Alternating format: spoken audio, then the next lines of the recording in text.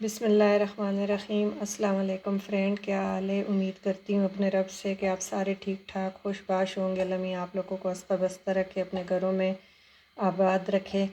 आज हम एक न्यू रेसिपी के साथ हाज़िर हुए हैं। तो मैंने हस्बे ज़रूरत ऑयल ले लिया 2 से 3 टेबल स्पून, और इसमें मैं एक बड़ा प्याज जो है वो चॉप करके डाल लूँगी।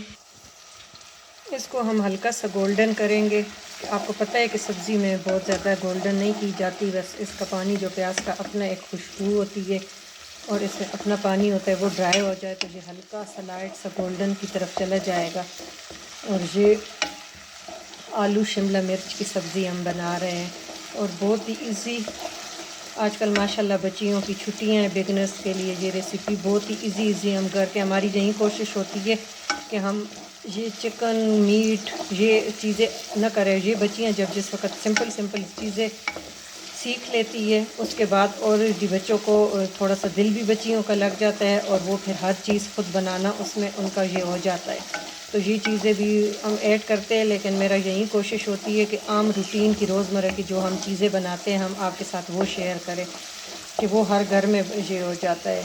तो हर घराने के तबके के लोग हमारी वीडियो देखते हैं, तो हम कहते हैं कि गरीब बंदों को भी ये पहुँचे और उनकी भी थोड़ा सा टेस्ट जो है और तरह का हो।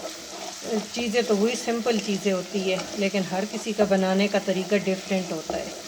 तो इसको हम हल्का सा सोते करके, अब आपको नज़र आएगा फ्रेंड कि इसका पानी बिल्कुल सूख गया। तो अब इस स्टेज पे हम इसमें 1 टीस्पून अदरक और 1 टीस्पून जो है garlic, 1 table spoon ginger garlic paste मैंने इसमें ऐड कर दिया है। अब इसको भी हम 3 मिनट भूनेंगे। 2 से 3 मिनट आप ज़रूर लहसुन अदरक को दिया करें।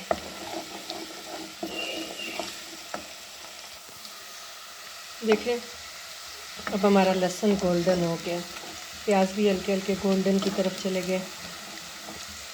तो अब इस स्टेज पे हमें इसमें आधा किलो आलू क्यूब कटे हुए वो ऐड करके, तो फिर मसाले ऐड करेंगे। अगर मैं डायरेक्ट उसमें मसाले ऐड करती तो ये मसाले जल जाते, क्योंकि लहसुन सही गोल्डन हो चुका है, हीटर पे ऑयल। तो अब मैं 1/2 टीस्पून इसमें हल्दी डालूँगी और 1 टेबल स्पून लाल मिर्ची। ये लाल मिर्च हमारी बहुत तेज़ है, तो मैं 1.5 टीस्पून डालूँगी।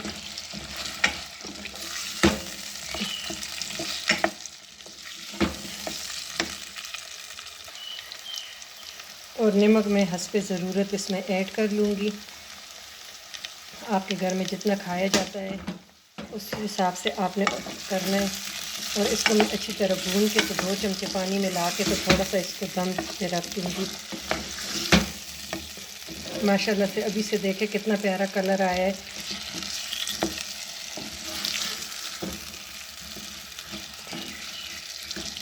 इसमें अब 2 टेबलस्पून पानी मिला के, तो हल्की आंच पे 2 से 3 मिनट के लिए मैं दम दे दूँगी।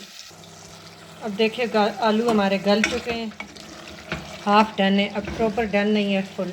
तो अब मैं इसमें अब 2 टमाटर ऐड करूँगी। इसका रीज़न ये है कि अगर मैं टमाटर पहले डालती फिर आलू थोड़े से डीट हो जाते हैं तो गलते नहीं हैं। तो अब ये हाफ़ डन हो चुके हैं और माशाल्लाह बहुत प्यारी खुशबू आ रही है। अभी तो मैंने सिर्फ 2 मसाले ऐड किए।